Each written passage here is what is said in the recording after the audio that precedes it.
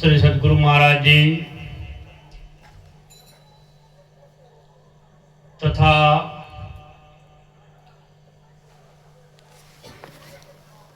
अत्र उपस्थित प्रभु प्रेमी भक्तों,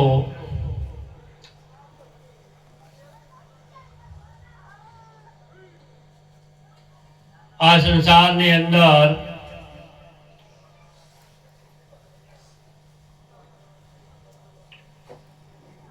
दरेक वस्तु मळवी सुलभ छे।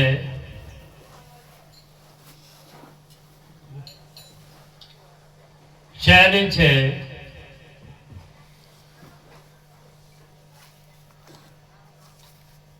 परंतु जीवन ની અંદર સત્સંગ મળવાથી દુર્લભ છે।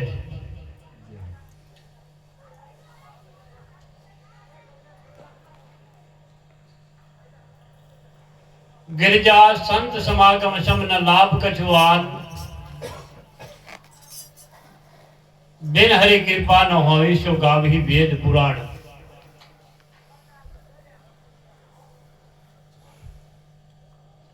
आ संसार ની અંદર મોટા મોટો લાભ હોય તો સત્સંગ છે,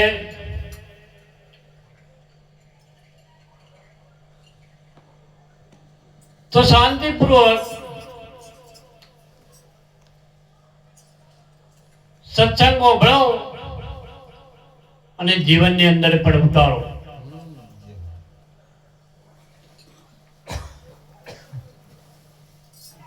એટલે તુલસીદાસજી કહે છે, એક घड़ी आधी में बुनियाद, तुलसी संगत साधु की कटे कोटि अपराध। थोड़ी पण संगति साधु ने मળી જાય, सत्संग મળી જાય,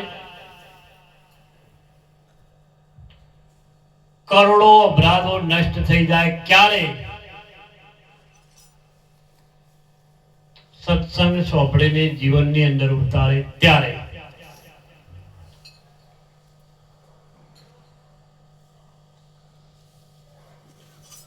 એટલે સંતો કહે છે, પાપી અમને 50 મળજો, નિગ્રો મત મળજો एक निग्रो ने माथे 184 नो भार।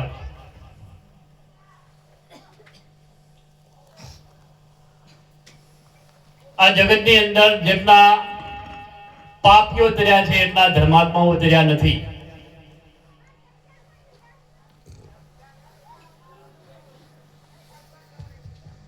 એ ક્યારે સુધરી જાય, ક્યારે એના જીવનની અંદર પરિવર્તન આવી જાય, કહી શકાતું નથી। જેસનનું જીવન જોઈ લો, ભાજના લૂંટારાનું જીવન જોઈ લો, અજામતનું જીવન જોઈ લો।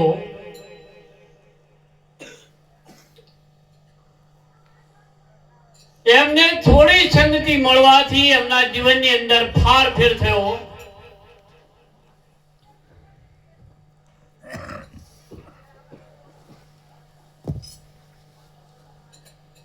પણ નિગ્રાનો અર્થ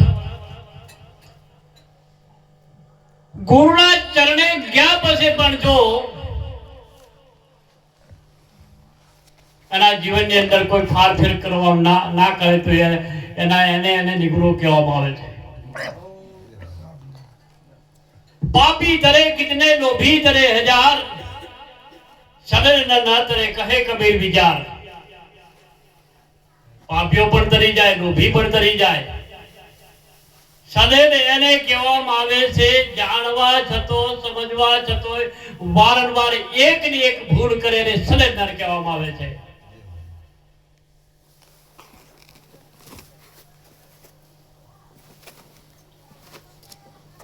ક્રિશ્ચિયન ધર્મની અંદર એક અવતાર થઈ ગયા જેને ઈસુ મસીહ કહેવામાં આવતા હતા।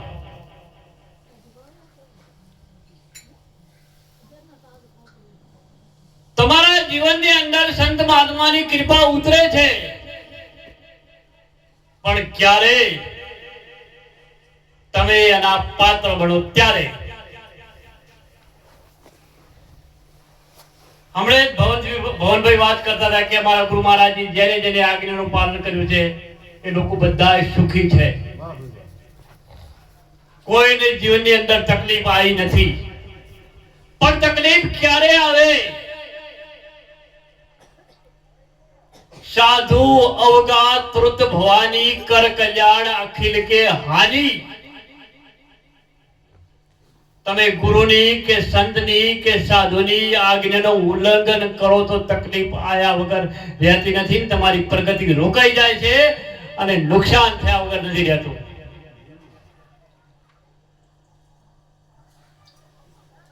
અને આશીર્વાદે પણ ચક્કર મારીને પાછા જેને આપ્યા હોય તે જતા રહે છે, જો તમે પાત્ર ન હો તો.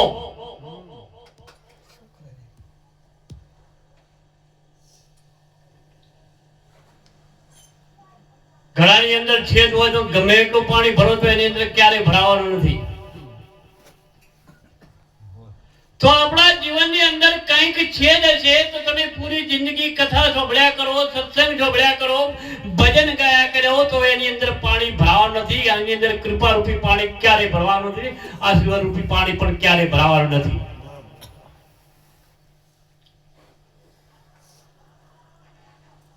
તો ઈશા મસાઈ એક વખત જઈ રહ્યા હતા. એમનો જ પરિચય માણસ, એમનો જ ઓળખીતો માણસ ગણિકાની પાછળ દોડી રહ્યો હતો. ઈશા મસાઈ એને રોક્યો કે તું થોડાક દિવસ રહ્યો તો અધળો હતો, તને મેં સાજો કર્યો. તો વ્યક્તિ કહેવા લાગ્યો આ આંખો જોવા માટે આપી છે, બીજું શું કરવા માટે આપી છે? તારે ઈશા મસાઈને અફસોસ શું કરે રે, મેં તો એમ જોડીને એને સાજો કર્યો તો કે આ આંખોને પરમાત્મા તરફ વાળશે, ઈશ્વર તરફ વાળશે, અને આ તો દુરુપયોગ કરી રહ્યો છે. આગળ ગયા ત્યારે એક દારૂડિયો ગંદી નાળીની અંદર અનાપ શનાપ બોલી રહ્યો છે. કારણ કે 420 નો પાવડર. એક વખત એક રાજાની અંબાડી નીકળી, હાથી નીકળ્યો એટલે એક વ્યક્તિ આવીને કહેવા લાગ્યો કે હાથી વેચવો છે. રાજાના સેનાપતિઓ પણ તરત પહોંચી ગયા કે આ શું કહેવા માંગે, રાજાનો હાથી છે ને આ બે કોડીનો મોણ એવું કીધું છે, હાથી વેચવો છે. રાજાએ બીજે દિવસે બોલાયો કે જે ખરીદનાર છે ને બોલાવો. પેલો થતરવા બોલ્યો કે રાજા સાહેબ જ્યારે ખરીદનારો હતો એ બીજો હતો, હું નતો.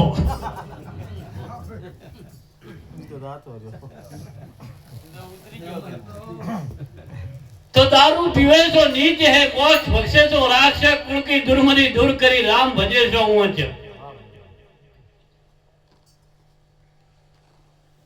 देखो તમારું જીવન છે, તમારું શરીર છે, તમારા પૈસા છે, બરબાદ તમે જ થવાના છો. પહેલું સુખ શરીર નિરોગી. તમારું શરીર નિરોગી હશે તો તમારા જીવનની અંદર તમે આર્થિક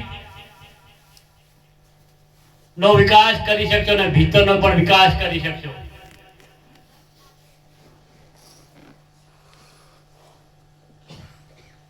કારણ કે આ શરીર ધર્મ, અર્થ, કામ અને મોક્ષ નું સાધન છે. અર્થ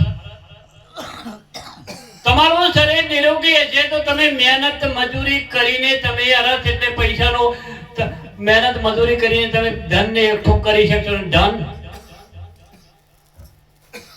તમારા જીવનની અંદર છેલ્લા ટાઈમે પણ તમારો ઉપયોગી પડશે. ક્યારેક છોકરાઓને બધોને પરમ દિવસે આ તો લોકોને વચ્ચે બેસવાનું થાય એટલે મને અનુભવ થાય.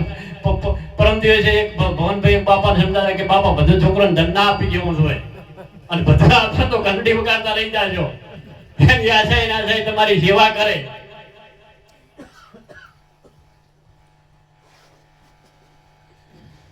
કામ તમારું શરીર નિરોગી છે તો તમે સારો સ્વચ્છ પુત્રનો જન્મ આપી શકશો. તમે દારૂડિયા હશો, તમે વ્યસની હશો તો બાળક પણ તેવો નિર્બળ કુપોષણ વાળો જન્મ છે.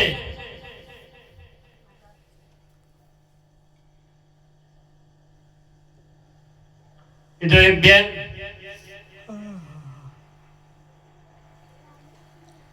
બાળક જન્મ્યું એટલે જન્મથી જ મુઠ્ઠી બોધેલી હતી.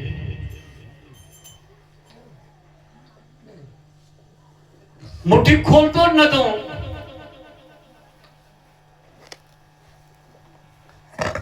ઘણા વૈદ્યોને બતાવ્યા, ડોક્ટરોને બતાવ્યા, પણ ખોલતું જ નતું. ગામની અંદર એક મહાત્મા ફરતા ફરતા આયા. મહાત્માને બતાવ્યું કે આ જન્મથી ખોડવાળું બાળક છે, મુઠ્ઠી ખોલતું નથી. મહાત્મા અંતર ધ્યાન ધરીને પૂછ્યું કે તમે પેલો ધંધો શું કરતા હતા? પતિ પત્ની.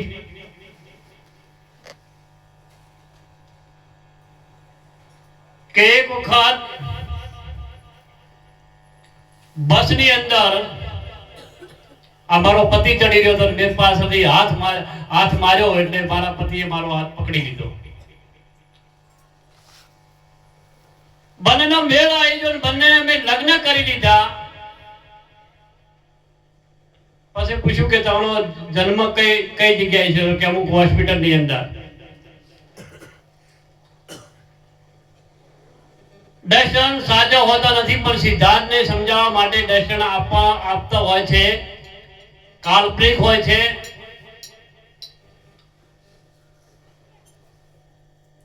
તો કે તમે પાસે બીજું કોઈ સોનું તો છે, હાર બીજો છે મોઘા ભાવનો, કે આ ચોરીઓ કરેલી છે ને હાર છે. તરત મહાત્માએ આમ લટકતો કર્યો તો હાર ઓલી મુઠ્ઠી ખોલી દીધી અને હાર પકડી લીધો અને હાથમાંથી વીંટી પકડી લીધી કે આ જ્યારે ડિલિવરી છે ત્યારે ઝડપાઈ દીધો હતો. તો આપણું જેવું જીવન હશે, આપણા જેવા સંસ્કારો હશે, એવા બાળકો પણ એવા જ વ્યવહાર ને વર્તન કરશે. તો પેલા વ્યક્તિને ફરીથી કહેવામાં આવ્યું કે તો ટીબીના રોગથી પીડાઈ રહ્યો હતો. એ વ્યક્તિ કહેવા લાગ્યો કે હું આ શરીરે જ મને ના આપ્યો તો શા માટે આપ્યો? હવે મોજ મજા ના કરું તો બીજું શું કરું?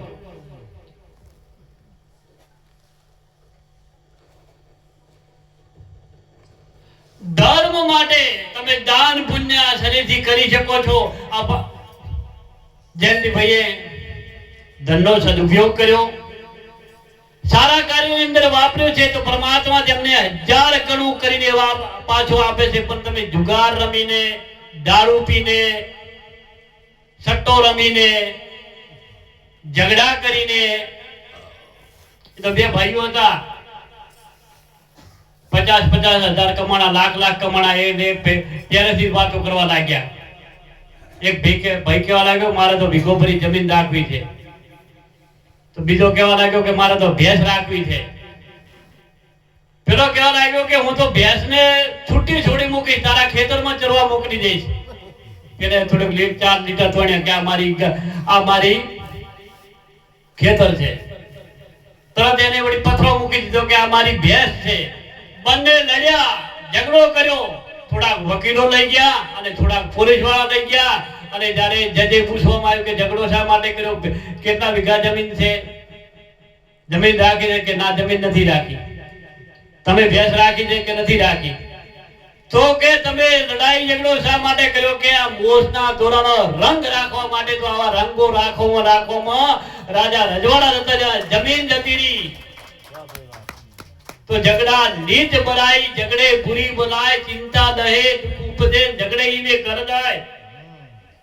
તમે સંપત્તિ રહેતા છો, કારણ કે ઘર ખૂટે ઘર જાય. જ્યારે ઓલો વિભીષણ ખૂટ્યો ને તારે રાવણનો વિનાશ હતો, નકે રોમને એનો ભેદ ના જોડી શકો. તો તમે પરિવારની અંદર પ્રેમથી ને સંપત્તિ રહેશો તો લક્ષ્મી વાસ કરશે, ને તમે ઝઘડા અને વિવાદ કરશો તો લક્ષ્મી પણ વિદાય દેશે. અને મોક્ષ, આ શરીર પરમાત્માની પ્રાપ્તિ કરી ભજન સુમિરન કરવા માટે આ શરીર મળ્યું છે, અને મોક્ષની પ્રાપ્તિ કરવા માટે મળ્યું છે. બડે ભાગ્ય માનુષ તન પાવા, સુર દુર્લભ સદગર્શન ગાવા, સાધન ધામ કર મોક્ષ દ્વારા પાઈને જે પરોક્ષ વાળા આ કોના વચનો છે? રામના વચનો છે ને મોટા ભાગ્યથી આ શરીર મળ્યું છે. દેવતાઓને પણ મળવું અતિ દુર્લભ છે. અને આ શરીર દ્વારા તમે સાધના કરી શકો છો, સુમિરન કરી શકો છો. અને ભજન કર્યા વગર, સુમિરન કર્યા વગર આ જીવનનો ક્યારે પણ ઉદ્ધાર થતો હોતો નથી. એટલે કવિ કહે છે, જપ કરો, તપ કરો, કોટી કરો, યજ્ઞ કાશી જઈને કરવર દેતા જગત में સર્જે જડ ભૂતા સાધુ કોઈ રામ ભજન બિના નહીં નિસ્તારા. જપ કરી નાખો, તપ કરી નાખો, એનો મતલબ એવો નથી કે એનું ફળ ના મળે, મળે.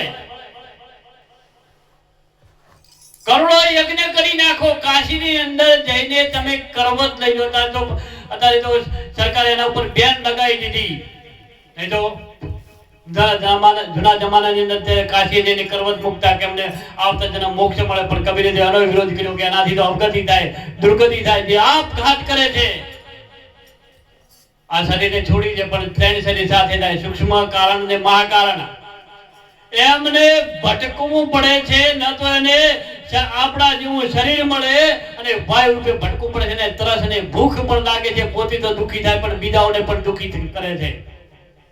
માટે ક્યારે પણ કમજોર વિચારો ન લાવવા જોઈએ.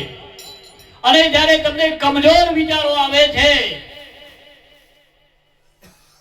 તો તમને હિંમત આપનાર હોય તો સત્સંગ છે, ભજન છે, પણ માણસને એ તો કરવું જ નથી.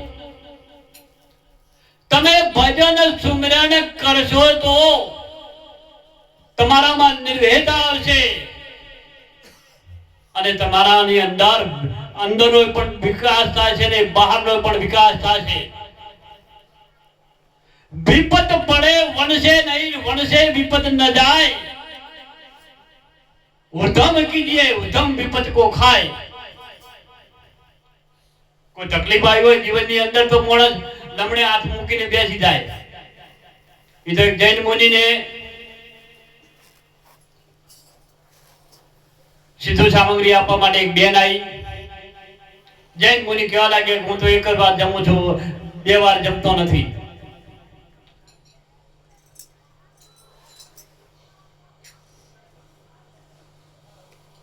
ના એક શેઠ બેઠા બેઠા ચિંતા કરતા લમણાની અંદર, કારણ કે ચિંતા બડી ડાકીની કાટી કલેજા ખાય. વૈદ બિચારા ક્યાં કરે, કહા તક દવા લગાવે.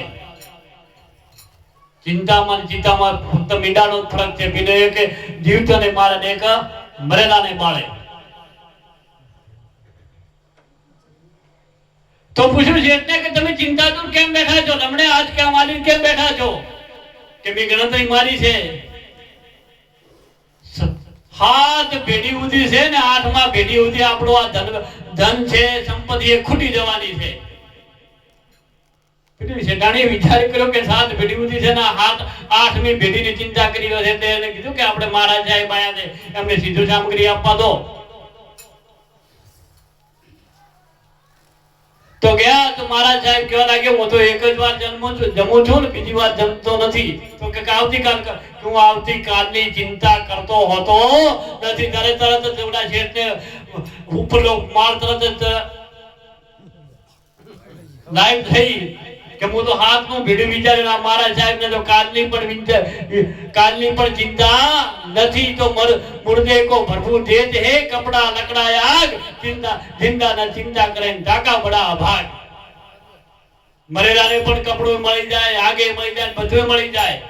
પણ જીવતો માણસ જો બેઠો બેઠો ચિંતા કરે તો કહેવાનો મતલબ, કહેવાનો તાત્પર્ય હમણે કહેવામાં આવ્યું કે વિપત પડે તો તમે યાડશો મત, તમે નિરાશ મત થાય. તમે મહેનત મજૂરી કરો ને મહેનત મજૂરી તમારી ચિંતાઓને, તમારી વિપત્તિઓને દૂર કરશે. સંત મહાત્માઓ ક્યારે તમને ભાગેડું નથી બનાવતા. એવું નથી કહેતા કે તમે રાતના આખી રાત ભજન બોલો અને રાતના પછી વહેલા સવારમાં જાગો ને 9 વાગે ના જાગો, 10 વાગે ના જાગો, ધંધો ના કરો. તમારો ધંધો કરો, તમારો રોજગાર ચલાવવા માટે આવ. કહેવાનો મતલબ કે ટીપે ટીપે સરોવર બંધાય, કોકરે કોકરે પાળ. અને થોડા થોડા જોડતા માણસ પૈસાદાર બની શકે છે, પણ આપણે તો એસ્ટિમેટ નથી. રોજનું 50 રૂપિયાનું પી જાય, 100 રૂપિયાનું પી જાય તો મહિને 3000 રૂપિયા થાય, અને 12 મહિનાના 12 36,000 રૂપિયા થાય. અને નાનો બાળક જન્મે ત્યારે 20 વર્ષ સુધી એ બચત કરે તો, અને ખેતર એના મેળવું પડે, દેવું ના કરવું પડે, કોઈની જોડે માગવા પણ ન પડે. તો કહેવાનો મતલબ, કહેવાનો તાત્પર્ય, તમારા જીવનની અંદર કંઈક વિકાસ કરો અને ભવિષ્ય માટે પણ સારો વિચારો. તમે તમારું ભવિષ્ય તો ના વિચારી શકો, પણ આવનાર પેઢીનું પણ સારું વિચારો. તો મોક્ષ મેળવવા માટે ભજન કરવું પડશે. અને કયા ભજનની વાત કરી, કયા સુમરનની વાત કરી, અને બધાય સંતોનો જેવી રીતે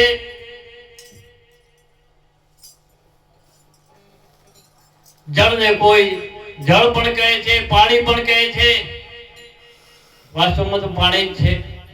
ઠીક એવી રીતે સંતોએ પોતપોતાના અનુભવ પ્રમાણે કોઈ એને સાર શબ્દ કીધો, કોઈ એને સતવચન કીધું, કોઈ એને આદિ નામ કીધું, કોઈ એને અવ્યક્ત અક્ષર કીધો. ગીતાજીમાં લખવામાં આવે છે અવ્યક્ત અક્ષર એમ કરીને કહેવામાં આવે છે, જેને સુરતીઓ પરમ ગતિ કહે છે, તેને પામીને યોગ્ય આ સંસારની અંદર પાછા આવતા હોતા નથી. બધું વ્યક્ત થઈ શકે છે, બધું જીભ ઉપર આવી શકે છે, પણ એક એવો શબ્દ છે જે જીભ ઉપર આવતો નથી. કબીરે તેને शब्द शब्द सब कोई कहे न वो शब्द विधि है, वो शब्द विधि विधेय जिभिया पर आवे ने ताको रटे कबीर.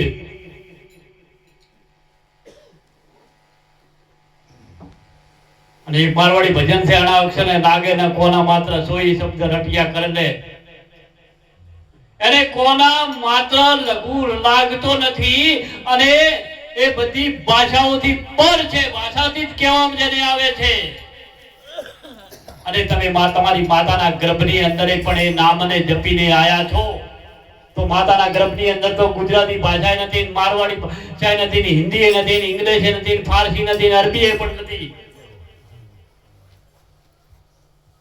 એ ભાષા વગરે, વાણી વગરે પણ એ નામનું સુમરણ કરી શકો છો, અને 24 કલાક થઈ શકે છે, જેને અનન્ય ભક્તિ કહેવામાં આવે છે. माला जपू कर न जपू, जिभिया से कहूं न राम, सुमिरन मेरा हरि करे मैं पाऊं विश्राम. બારની માળાઓ પણ પકડવાની જરૂર નથી. એ નામને જાણી દેશો, એ સુમરનને જાણી દેશો તો તમારો અવતાર સફળ બની જશે. પરંતુ ફક્ત વાતો કરવાથી કે જાણી લેવા, વાતો એકલી જાણવાથી ફાયદો નથી, પણ પ્રેક્ટિકલ અનુભવ કરવો પડશે. હાકર હાકર કહેવાથી ક્યારે સ્વાદ આવતો નથી, પોણી પોણી ક્યારે તરસ મટતી નથી, અને પીવું પડે છે. ઠીક એવી રીતે તમારા જીવનની અંદર કઈ પ્રગતિ, કઈ ઉદ્ધાર કરવા માંગતા હોય તો એની અનુભૂતિ કરવી પડશે. અને અનુભવ જ્યારે થશે ત્યારે તમારા જીવનની દશા બદલાઈ જશે, તમારા જીવનની અંદર પરમ શાંતિ આવશે, તમારા જીવનની અંદર નિર્ભયતા આવશે. માટે સંતો કહે છે પીઓ રે પિયાલા નિર્ભય નામના તારા જન્મ ને મરણ મટી જાય. એ નિર્ભય નામનું સુમરણ મીરાએ કર્યું તો રાણાની ફોજ કશું ન કરી શકી. એ નામનું સુમરણ નરસિંહે કર્યું તો એને સમાજ કશું ન કરી શકી. એ નામનું સુમરણ પ્રહલાદે કર્યું, એની સામે આસુરી શક્તિ ન ટકી શકી. અને એ નામનું સુમરણ હનુમાન દાદાએ કર્યું તો લંકાની પણ આસુરી શક્તિ એના સામે ન ટકી શકી. એ તંત્ર મંત્ર થી પણ છે, અને એના ઉપર કોઈ તંત્ર મંત્ર એ પદાથી ચડિયાદી વિદ્યા છે. એટલે ગીતાજી મેં રાજયોગ એટલે રાજ વિદ્યા કહેવામાં આવે છે. એ વિદ્યાને જાણી આ મનુષ્ય અવતારને સફળ બનાવો. હું પરમપિતા પરમાત્માને પ્રાર્થના કરું છું કે ભાઈએ ખરેખર જીવતોય પણ સેવા કરી, અને ગયા પછી પણ એમના નિવેદે એમને યાદ કરી રહ્યા છે. સારા માર્ગે એમના પિતાજી પણ એમને આશીર્વાદ આપતા છે. અને કહેવાનો મતલબ, કહેવાનો તાત્પર્ય, તમે જીવતાથી મા બાપની સેવા કરી લેશો તો ગંગાજી જશો કે ગંગાજી જવાની પણ જરૂરત નહીં પડે ને, સિદ્ધપુર જવાની જરૂરત નહીં પડે, અને પાછા આવીને તમારા આળિયામાં પણ નહીં બેસે. પણ જીવત સેવા ના કરી હોય તો અંતકાળે પછી દેશ ભાવ કદાચ રહી જાય કે આ છોકરાએ મારી સેવા નથી કરી તો પૂડો પડાવ આવે, પરંતુ તમે જીવતો જીવ મા બાપની સેવા કરી લેશો તો તમે 33 કરોડ દેવી દેવતાઓ પૂજ્યું એટલું ફળ લાગે છે. અને જીવતા બેઠા હોય તો પોડીએ નમન પછી ગંગાજી કે મારે હવે છે હાડકા નાખવા છે કશું એનાથી કશું ફાયદો નથી. તો કહેવાનો મતલબ, કહેવાનો તાત્પર્ય, જે મા બાપ અને ગુરુને જે રાજી રાખે છે એના ઉપર પરમાત્મા અને દેવી દેવતાઓ પણ પ્રસન્ન રહે છે. તો બસ એટલે પરમાત્માને પ્રાર્થના કરું છું કે એમને સદબુદ્ધિ આપે, સારા મારા ઉપર ધન વાપરે અને પરમપિતા પરમાત્મા એમને 1000 ગણું કરીને પાછું આપે એવી હૃદયથી હું પ્રાર્થના કરું છું. બસ એ જ. હરિઓમ તત્સત. ગુરુ મહારાજ